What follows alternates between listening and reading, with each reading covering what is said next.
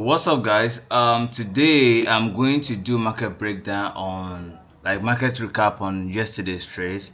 And I want to be able to show you guys what I did. I currently am trading USD JPY, and I migrated from trading GJ to Euro JPY to sometimes I dabble between GBP AUD also.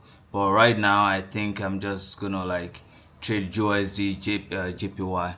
So I'm just yesterday was a very I made some mistake yesterday, and I still make a little bit profit yesterday, and I want to be able to give you the market recap. With that being said, let's just jump right into the market. So guys, now we are on the chart, and I'm just going to explain to you what I why I entered the trade I entered yesterday. So first of all, when I come to the market in the morning, I have to know what the market condition or the bias is. I just go to weekly time frame. On weekly time frame, I know that the market has been ranging in this particular area, if I'm correct, in this particular area, and we hasn't there's no any strong move like all these candles on all these candles right here, all this candle right there. There's no such move right now. So what we are having is just the market is just in this area, until we get to break it, or we break it this way, which I'm kind of we're going to downtrend. I really want us to go to downtrend. So moving on to daily time frame, I just on daily time frame I saw that previous week the market was was having difficulty in breaking this structure here, this resistance level, so we couldn't break it. Then for many times the market has tested for how many days, almost 1 2 3 4 5 6, and now we are on the seventh one. So with that being said, that says a lot, and the reason why I enter for sale in this market. So I'm just gonna so now let's moving on to 4 hours time frame. So on 4 hours time frame, sorry guys, on 4 hours time frame, I first of all, let me delete this one, because this one it's not relevant to what we're doing. What we're doing is particularly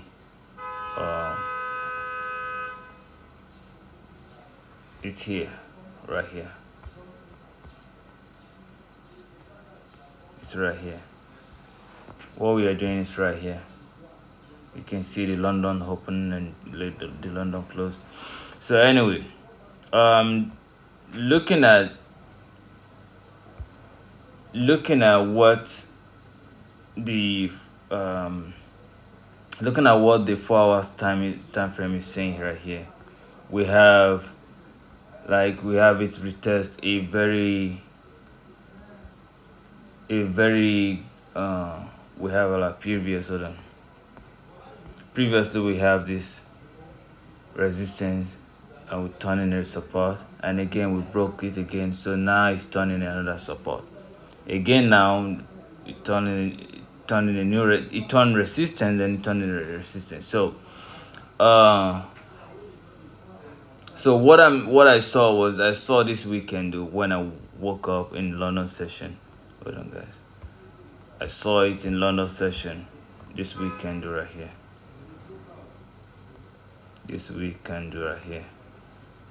I saw it as the market, we need to fill it up right in the next candle. So that is where I go to 1 hour time frame. How do we fill it up? We have to go to this is where I okay, we need to fill this one up. So this is why I entered the trade yesterday. But by the time I woke up, I didn't wake up around I had a very crazy night. I didn't wake. This was where my entry should have been, and my stop loss should have been here, and then my TP should have been here, right? Or rather, still my TP should have been here. But the problem was I woke up around 9 a.m., around 9:30 a.m. So by the time I'm seeing trade, I'm probably seeing trade around here. So moving on to 15 minutes. Let's go to 15 minutes time frame. So we already know the buyers on the market. We know the current market where the liquidity is. So now let's go and look for, like, this is how I look for my entry.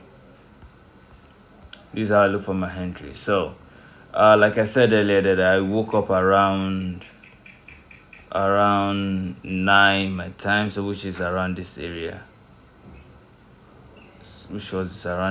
So when I wake up, there was not really a thing for me. And the reason why was because I saw this 15 minutes time frame, which I needed it to break first.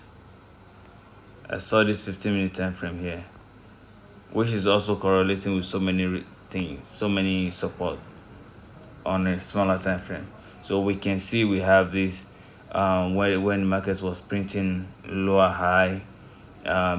So this market was funny because, again, I sold here last week Friday, and I because it was Friday, I had to just close my all my trade around this area.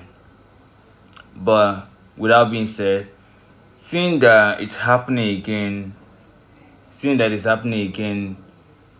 yesterday, what I did was, since I just wanted anything that come, if on 15-minute time frame we will break and retest, and that is where we enter my trade, and my TP will just be somewhere. For me, my first TP was around here, which I closed 50% of my trade. Then the rest of my TP is going to be here. But unfortunately, after I closed my first trade, so this was my entry. I put my entry. My entry was here.